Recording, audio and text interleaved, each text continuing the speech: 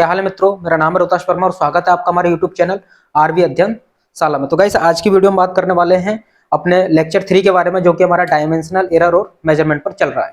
ठीक है, तो आज हम बात करने वाले हैं अपनी एप्लीकेशंस के बारे में। और किस चीज के एप्लीकेशंस के बारे में? हम एप्लीकेशंस पढ़ रहे थे डायमेंशन पर। ठीक है, डायमेंशंस के बारे में हमने पढ़ लिया, तो कुछ एप्लीकेशंस के बारे में हम पढ़ रहे थे, जिसके मैंने दो एप्लीकेशंस के बारे में पहले बात कर चुका हूँ। अब हमारी थर्ड और फोर्थ एप्लीकेशंस चलने वाली है डायमेंशंस पर। ठीक है, तो हमारा चैप्टर है फर्स्ट क्लास 11 का। ये हमारा पास चैप्टर फर्स्ट चल रहा है हमारे पास क्लास 11 का, जिसका नाम है dimension, errors and measurement.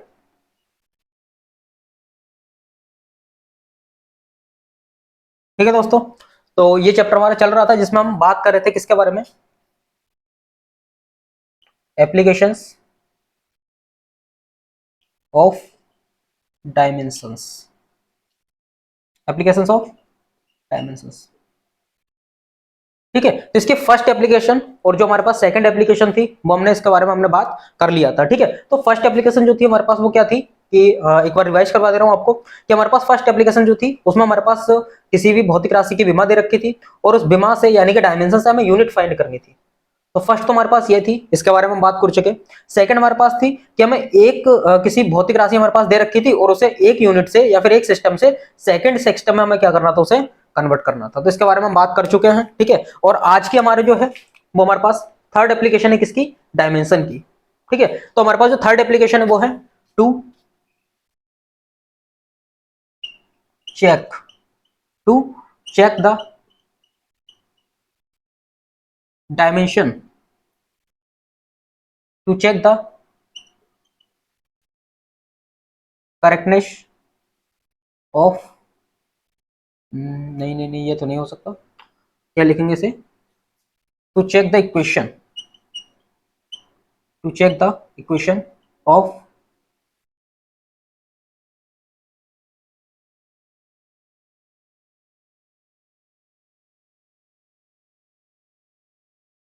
Third हमारी टू चेक द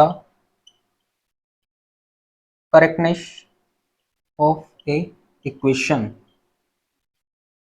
इक्वेशन। ठीक है, यानी कि हमारे पास क्या होगी, किसी भी फिजिकल क्वांटिटी की एक इक्वेशन दे दी जाएगी और हमसे वो पूछेगा कि वो सही है या फिर गलत है। ठीक है, तो इसके बारे में पहले एक बात समझ लो, इसका मतलब क्या है। जैसे मान लो हमारे पास कोई भी एक समीकरण दे रखी है या फिर कोई भी एक इक्वेशन दे रखी है, ए इजिकल टू दे रखा है हमारे पास v प्लस सी डी का square plus under root D,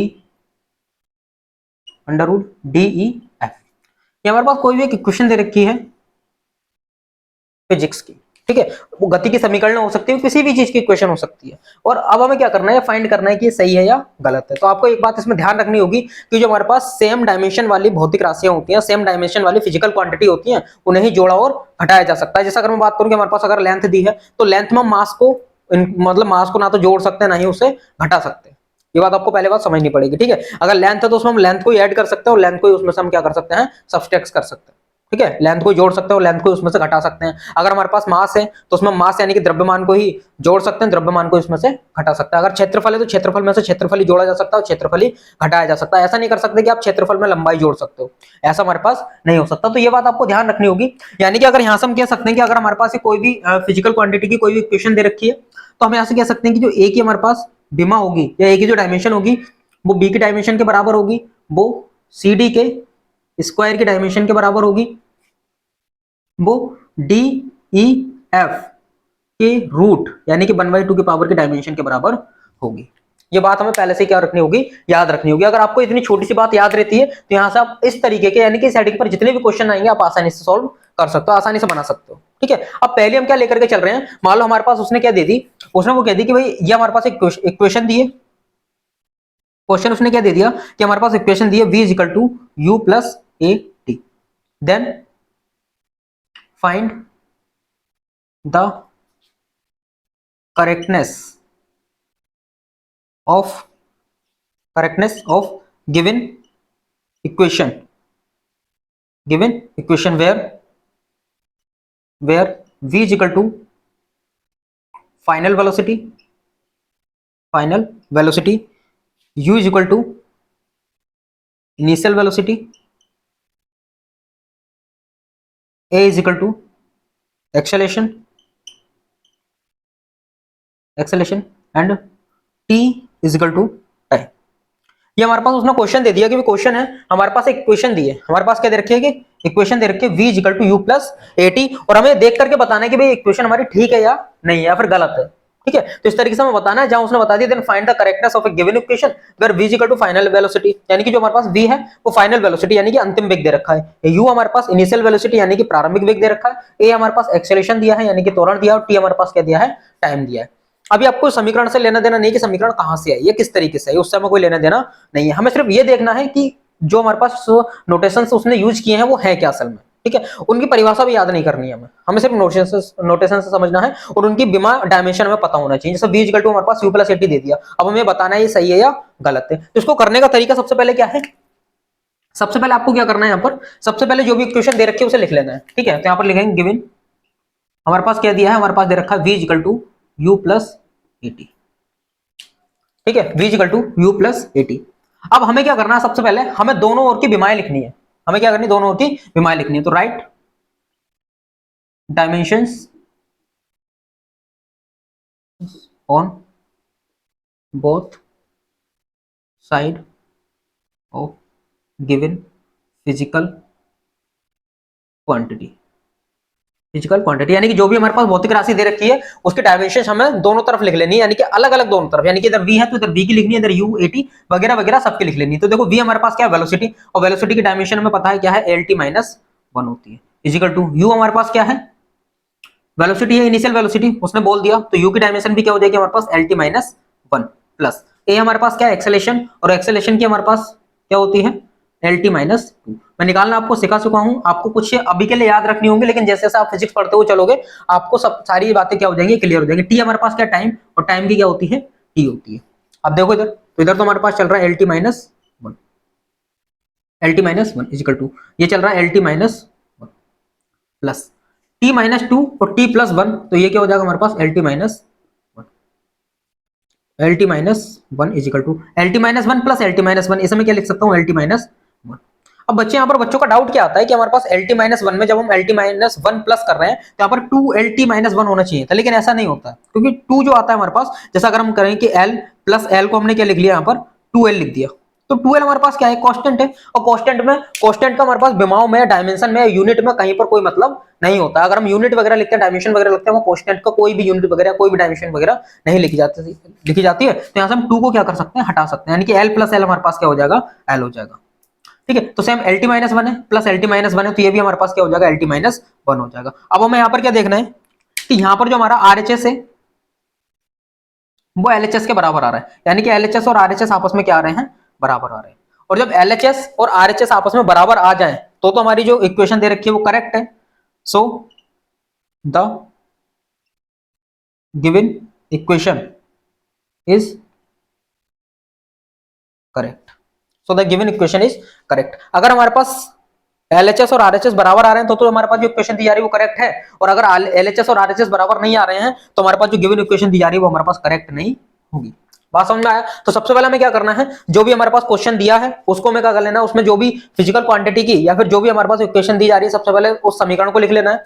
समीकरण के बाद दोनों ओर की विमाएं लिख लेनी है, जो जो भौतिक राशियां दी है सभी की विमाएं लिख लेनी है, और फिर विमाओं को लिखने के बाद उसको कैलकुलेट कर लेना है। जैसे यहाँ पर क्या था, lt माइनस 1 था, सेम ऐसे लिख लिया, lt माइनस 2 t था, तो t माइनस 2 t क्या हो गया हमारे पास, t माइनस 1, तो इधर क्या आ गया lt माइनस 1, और lt माइनस 1 और lt माइनस 1 क्या हो जाएगा हमारे पास, lt माइनस 1 हो जाएगा। ठीक है, और मैंने समझा दिया lt माइनस 1 क्यों आया, एक बार और क्लियर कर दे रहा हूं कि मान लो अगर हमारे पास l है, l और एज उसमें हम l ही प्लस कर रहे हैं, अगर हम बात करें कि मैथ वगैरह की तो x plus x equal to क्या हो जाता है, 2x हो जाता है, लेकिन विमाओं में ऐसा नहीं चलता। विमाओं में ऐसा क्यों नहीं चलता, क्योंकि l यहाँ पर क्या है, भौतिक राशि की विमा है लंबाई की, और ये भी लंबाई की विमा है। अगर हम दोनों को जोड़ रहे हैं, मान लो हमने लिख भी लिया ये 2l, तो 2 का यहाँ पर कोई भी मीनिंग नहीं है, 2 का कोई मीन्स है ही नहीं यहाँ पर, क्योंकि 2 हमारे पास क्या है, कांस्टेंट, और कांस्टेंट की ना तो यूनिट होती है ना डायमेंशन होती है, तो इसे हम हटा सकते हैं, ये हमारे डायमेंशन पर कोई फर्क नहीं डालेगा, तो इसको हम सिर्फ क्या लिखेंगे, l लिखेंगे। बात समझ में आ गई? तो हमारे पास lt माइनस 1 थी और lt माइनस 1 थी, तो इसमें क्या लिख सकता हूँ, lt माइनस 1। क्लियर हो गई? अब देखो इधर भी lt माइनस 1 आ रहा है और इधर भी क्या आ रहा है हमारे पास, lt माइनस 1, तो LHS हमारा किसके बराबर आ गया, RHS के बराबर। और जब एलएचएस आरएचएस के बराबर आ जाए तो हमारे पास जो इक्वेशन दी जा रही है वो करेक्ट है, और अगर दोनों बराबर नहीं आ रहे हैं तो हमारे पास वो इनकरेक्ट है। बात समझ में आ रही है? ठीक है, एक क्वेश्चन और करा रहा हूं और आपका पूरी तरीके से क्लियर हो जाएगा। अब एक काम करो, स्क्रीनशॉट वगैरह लेना है तो ले लीजिए। ठीक है,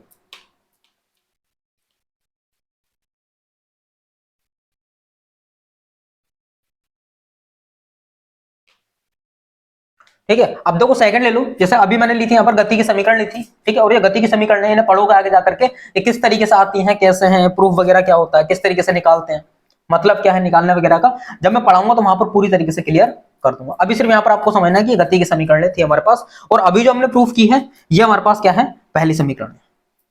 ठीक है,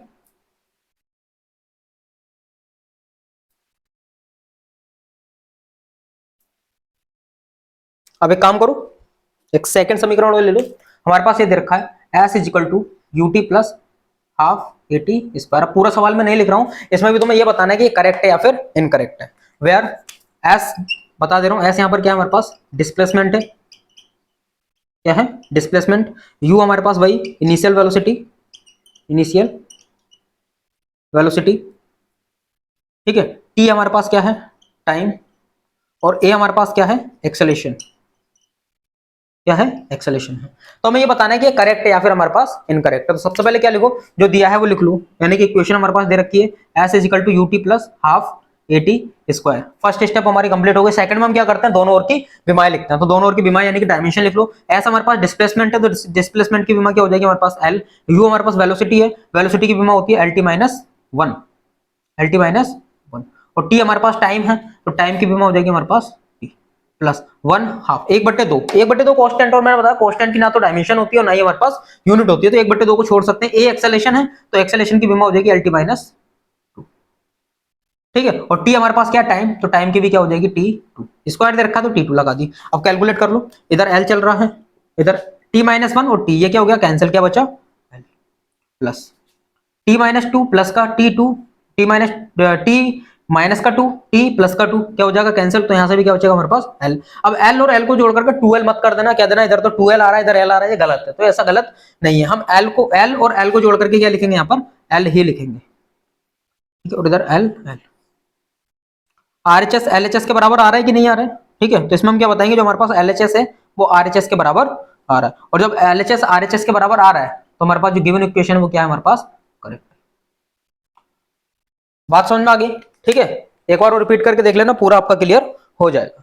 तो हमारे पास ये जो थी थर्ड पॉइंट जो था हमारे पास, या थर्ड हेडिंग जो थी, या थर्ड एप्लीकेशन हम जिसे बोलेंगे, तो उसमें क्या थी, to check the correctness of a given equation. हमने चेक करना सीख लिया, इसमें कोई ज्यादा रॉकेट साइंस नहीं है। आपको क्या करना है, इक्वेशन लिखनी है, ठीक है, और इक्वेशन के बाद उसकी क्या लिख देनी है, विमाएं लिख देनी है, और विमाएं लिख करके क्या कर देना है, दोनों ओर की कैलकुलेशन वगैरह करके, और अगर दोनों एलएचएस और आरएचएस बराबर आ रहे हैं तो गिवन इक्वेशन करेक्ट है, और बराबर नहीं आ रहे हैं तो हमारे पास वो क्या हो जाएगी, इनकरेक्ट हो जाएगी। ठीक है, अब देखो अगला देखो।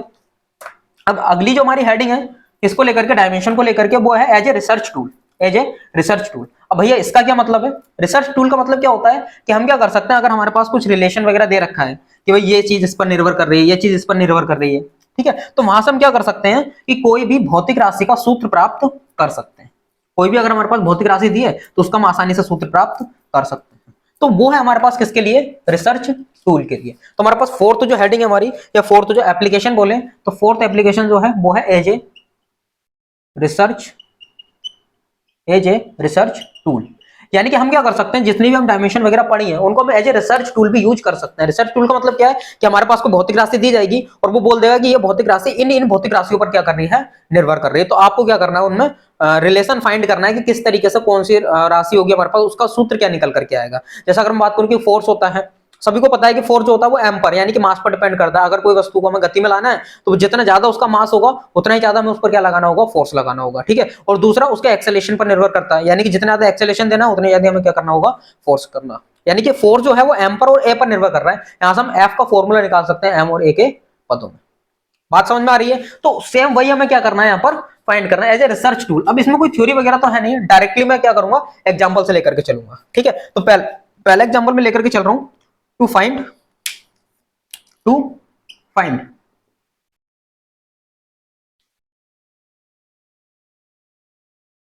To find time period time period of a simple pendulum. यानी कि हमें क्या करना है, एक सिंपल पेंडुलम हमारे पास दे रखा है और उसका हमें क्या करना है, टाइम पीरियड फाइंड करना है कि किस तरीके से हम उसका टाइम पीरियड फाइंड कर सकते हैं। ठीक है, इसके लिए आपको ज्यादा रॉकेट साइंस नहीं चाहिए, बस बिल्कुल क्या चाहिए, थोड़ा सा डायमेंशन वगैरह आनी चाहिए और आप पूरा क्या कर सकते हो, उसका जो टाइम पीरियड का फॉर्मूला होता है सिंपल पेंडुलम का, वो ड्राइव कर सकते हो। अब भैया सिंपल पेंडुलम क्या होता है, हमने तो देखा नहीं है। ठीक है, हम तो पहली बार 11th में फिजिक्स में आए। तो होता क्या है कि सिंपल पेंडुलम, जैसे आपने देखी होगी, घड़ी होती है और घड़ी में क्या होता है, इस तरीके का ये दोलन करता रहता है, इधर से उधर हिलता रहता है। या फिर ऐसा समझ लो कि हमारे पास एक धागा है और धागे में हमने नीचे क्या बांध रखा है, पत्थर बांध रखा है, तो इस तरीके से जाएगा। ठीक है, बात समझ में आई। तो इस तरीके से क्या करेगा, ये गति करेगा और इस तरीके से गति कर रहा है। तो इसे क्या करना है, हमें यहां से यहां तक जाने में, फिर दोबारा यहां से यहां तक आने में और यहां से यहां तक आने में, यानी कि एक हमारे पास इसे अपना चक्कर बोल सकते हैं एक तरीके से, वो पूरा करने में कितना टाइम लग रहा है, उसी टाइम को हमें क्या करना है, ड्राइव करना है। बात समझ में आ रही है। ठीक है, तो इसका जो टाइम पीरियड है वो क्वेश्चन में दिया जाएगा, आपसे बोलेगा कि एक सिंपल पेंडुलम है और उस सिंपल पेंडुलम का जो टाइम पीरियड है वो निर्भर करता है किस पर, T depends, T depends on length of, length of chord, length of chord यानी कि धागे की लंबाई पर, and acceleration, acceleration due to gravity, यानी कि जी पर भी वो क्या कर रहा है, निर्भर कर रहा है। वो एक तो धागे की लंबाई पर निर्भर कर रहा है कि धागा भी कितना लंबा है, ठीक है, और दूसरा एक्सेलेरेशन ड्यू टू ग्रेविटी यानी कि स्मॉल जी के मान पर भी क्या कर रहा है, निर्भर कर रहा है। तो हमें टी का क्या करना है, फॉर्मूला निकालना है। अब इसमें क्या है, आपको एक छोटी सी बात याद रखनी है। सबसे पहले तो देखो फॉर्मूला किसका निकालना है। ठीक है, तो हम क्या बताएंगे कि हमें जो फॉर्मूला भी निकालना है, वो फॉर्मूला में किसका निकालना है, टी का निकालना है। अब टी डिपेंड्स किस किस पर कर रहा है, टी को इधर लिख लो और जो डिपेंड कर रहा है उसका सामने लिख लो, किस किस पर डिपेंड कर रहा है, द लेंथ ऑफ कॉर्ड यानी कि स्मॉल एल पर, तो इधर लिख लो स्मॉल एल। और किस पर निर्भर कर रहा है, वो जी पर, इधर लिख लो स्मॉल जी। अब ये निर्भर कर रहा है तो यहां पर हम दिखाएंगे अनुक्रमानुपाती के चिन्ह से। अनुक्रमानुपाती का चिन्ह का मतलब यही होता है कि एक चीज दूसरी चीज पर क्या कर रही है, निर्भर कर रही है। जैसे इसका एक बेस्ट एग्जांपल में लेकर के चलूं, जैसे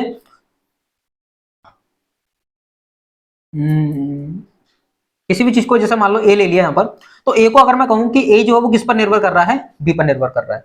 ठीक है, तो इसको हम क्या दिखाएंगे, ए अनुक्रमानुपाती है किसके, बी के। अब बी की पावर वगैरह क्या है उसकी बात हम क्या करेंगे, बाद में करेंगे। ठीक है, तो इस तरीके से हम बता सकते हैं कि ए हमारे पास किस पर निर्भर कर रहा है, बी पर निर्भर कर रहा है। या फिर हम कैसे बता सकते हैं कि हमें मान लो कोई चीज जमीन पर से ऊपर उठानी है, तो वो उसका क्या करेगी, वजन पर निर्भर करेगी, यानी कि किसी भी चीज को नीचे से ऊपर उठाना वो अनुक्रमानुपाती उसके भार के, यानी कि जितना ज्यादा भार होगा उतना ही ज्यादा ताकत लगानी पड़ेगी हमें क्या करने में, उसे उठाने में, और कम भार है तो कम ताकत लगानी पड़ेगी, यानी कि उठाने की ताकत अनुक्रमानुपाती किसके, उसके भार के। जैसे अगर मैं कहूं एक ईंट उठानी है तो उठाने की ताकत कम लगेगी क्योंकि भार कम है, और दो ईंटें उठानी है तो उठाने की ताकत ज्यादा लगेगी क्योंकि भार वहां पर ज्यादा हो जाएगा। बात समझ में आ रही है। तो ऐसे हमें क्या करना है, सेम हमें अपने एलएचएस में क्या लिख लेना, टी, और आरएचएस में जिस जिस पर वो क्या कर रहा है, निर्भर कर रहा है। तो टी अनुक्रमानुपाती हो जाएगा किसके, एल और। अब हम यहां से क्या करेंगे, अनुक्रमानुपाती का चिन्ह हटाएंगे, तो यहां पर सबसे पहले क्या लगेगा, या फिर एक काम करो उससे पहले क्या करो, यहां पर डायमेंशन लिख लो दोनों ओर की। ठीक है, तो यहां पर लिखेंगे दोनों ओर की, दोनों ओर घाते चढ़ाने पर, यानी कि to write, to write powers on both side, यानी कि दोनों ओर की घाते लिखने पर। अब घाते कैसे लिखेंगे, जैसे मान लो यहां पर टी दे रखा है हमारे पास, तो सबसे पहले हम क्या करेंगे कि टी है, टी एल की पावर ए पर और जी की पावर बी पर क्या कर रहा है, निर्भर कर रहा है। अब अनुक्रमानुपाती का चिन्ह हटाते हैं तो क्या आता है, एक कांस्टेंट आता है के, यानी कि कैल एल की पावर ए और जी की पावर बी पर। ठीक है, अब हमें क्या करना है, चूंकि एल यहाँ पर क्या है, लंबाई है, तो इसकी बीमा क्या हो जाएगी हमारे पास, कैपिटल एल हो जाएगी, और जी हमारे पास एक्सेलरेशन ड्यू टू ग्रेविटी है, तो इसकी बीमा क्या हो जाएगी हमारे पास, एल टी माइनस 2 हो जाएगी। ये बात हमें पहले से ही पता होना चाहिए। अब देखो टी इजिकल टू क्या हो जाएगा हमारे पास, टी इजिकल टू आ जाएगा के एल। अब एल की बीमा क्या हो जाएगी हमारे पास, कैपिटल एल की पावर ए, और यहां पर आ जाएगा एल टी माइनस 2 की पावर बी। अंदर मल्टीप्लाई कर दो तो टी इजिकल टू हो जाएगा के L A L B T minus 2 B.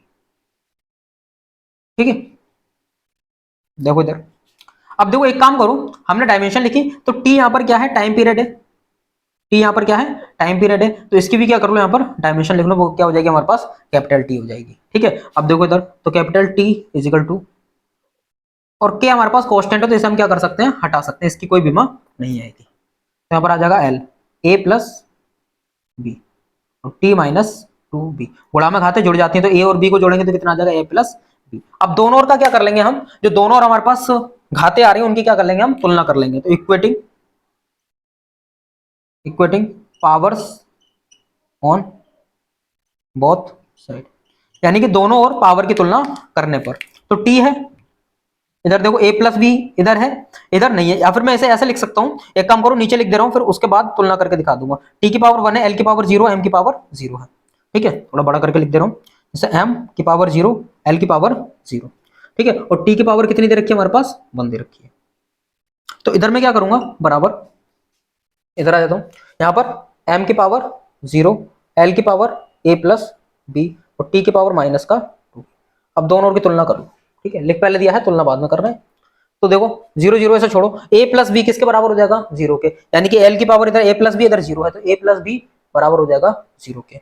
और इसे मान लेंगे इक्वेशन फर्स्ट, और t माइनस टू बी बराबर किसके हो जाएगा, 1 के, ठीक है, sorry t minus two b नहीं होगा, 2b, वो भी किसका, माइनस का, तो माइनस का 2b बराबर किसका हो जाएगा, 1 के। अब यहाँ से देखो v की वैल्यू आसानी से निकल आएगी, v की वैल्यू निकालेंगे तो v की वैल्यू कितनी आ जाएगी, यहाँ से माइनस का हाफ आ जाएगी, तो v इक्वल टू आ गया माइनस का 1/2। इस वाली v को समीकरण 1 में यूज कर लो, तो यहाँ पर लिख लेंगे यूजिंग इक्वेशन फर्स्ट, यानी कि समीकरण 1 का प्रयोग करने पर क्या दिया है, a plus b equal to 0, v की वैल्यू रखो कितनी है, माइनस की 1/2 इक्वल टू 0, और माइनस की 1/2 इधर जाएगी तो कितनी आ जाएगी, प्लस की 1/2। तो a की वैल्यू हमारे पास क्या निकल करके आ गई, प्लस की 1/2, और v की वैल्यू क्या आ गई हमारे पास, माइनस की 1/2। अब इन v की और इस वाली a की वैल्यू को हम क्या करेंगे, समीकरण नंबर 1 में लिख लेंगे। और समीकरण नंबर 1 कहां है भैया, आपने तो लिखी ना, ये हमारे पास दे रखी है समीकरण नंबर 1 दे रखी है, ठीक है। तो यहां पर हम लिखेंगे यूजिंग इक्वेशन फर्स्ट, यानी कि समीकरण 1 का प्रयोग करने पर। और समीकरण 1 क्या दिया हमारे पास, t equal to a, l की पावर a, और a के मान कितना 1/2, और g की पावर माइनस का 1/2 आ गया, ठीक है। और 1/2 का मतलब क्या होता है, रूट। अब g की पावर माइनस के 1/2 ऊपर, प्लस की माइनस के नीचे आकर किसकी हो जाएगी, प्लस की, यानी कि t इक्वल टू हो जाएगा k l की पावर 1/2 और बट्टे में g की पावर 1/2, और 1/2 का मतलब क्या होता है, अंडर रूट चढ़ा दो, तो t इक्वल टू क्या हो जाएगा हमारे पास, k अंडर रूट में l अपॉन, ये हमारे पास सिंपल पेंडुलम का क्या आ गया, आवर्तकाल यानी कि टाइम पीरियड निकल करके आ गया। और किस तरीके से हमने निकाला, ठीक है, वो सब आपके सामने है। और टी का मान कितना आ गया, के अंडर रूट एल अपॉन जी। अब जब यहाँ पर हम एक्सपेरिमेंट वगैरह से निकालते हैं तो के की वैल्यू कितनी निकल करके आती है, 2 पाई निकल करके आती है। तो टी का फॉर्मूला सिंपल सा निकल करके आ जाएगा, 2 पाई अंडर रूट में एल अपॉन जी। ये हमारे पास किसका फॉर्मूला निकल करके आ गया, सिंपल पेंडुलम के आवर्त काल का यानी कि टाइम पीरियड का।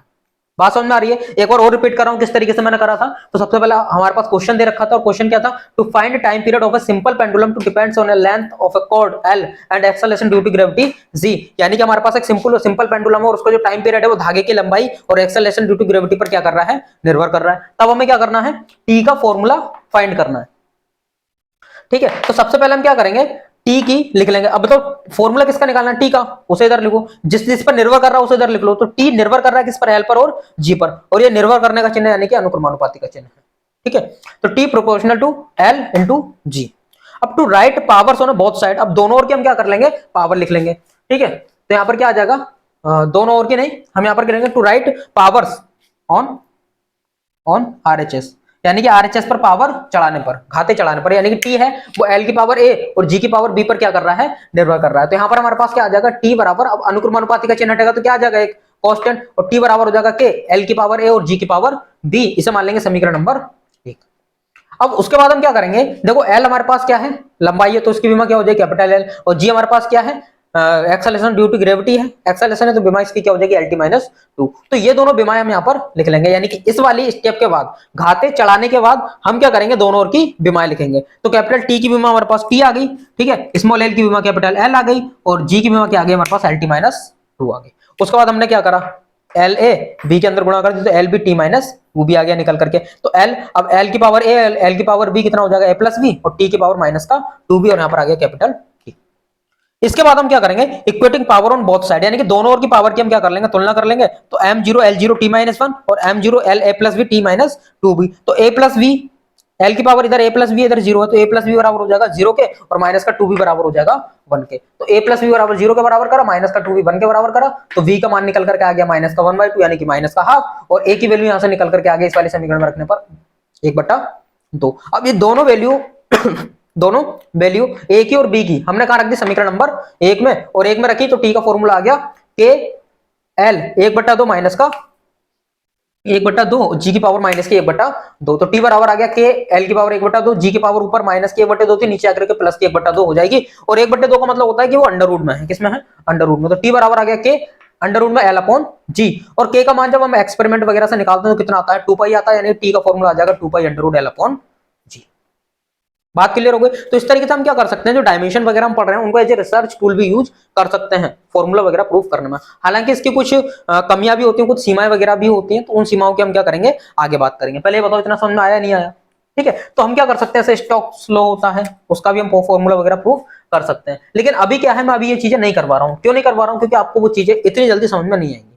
आपको भी यहाँ पर ये चीज भी समझ में नहीं आ रही होगी कि टी आवर्स का टाइम पीरियड होता क्या है, ठीक है, सिंपल पेंडुलम वगैरह क्या होता है। तो आपको बस उन चीजों के बारे में जानना नहीं है, सिर्फ सीखना है कि हम किस तरीके से निकाल सकते हैं चीजों को। ठीक है, तो बाकी तो वैसे तो मैं बहुत क्वेश्चन करवा दूं, लेकिन इस वाले टॉपिक पर मैं एक ही क्वेश्चन कराऊंगा, बस आपको ये समझ में आ जाना चाहिए। ठीक है, कि किस तरीके से हमने ये निकाला है। ठीक है, और बाकी तो इस पर बहुत सारे क्वेश्चन बनते हैं। ठीक है, तो धीरे धीरे करके जितने क्वेश्चन होंगे वो मैं सारे क्वेश्चन कराने की कोशिश करूंगा। ठीक है, तो आज की वीडियो में बस इतना ही, मिलता है नेक्स्ट वीडियो में, तब तक पढ़ते रहिए। ठीक है, नमस्कार, धन्यवाद।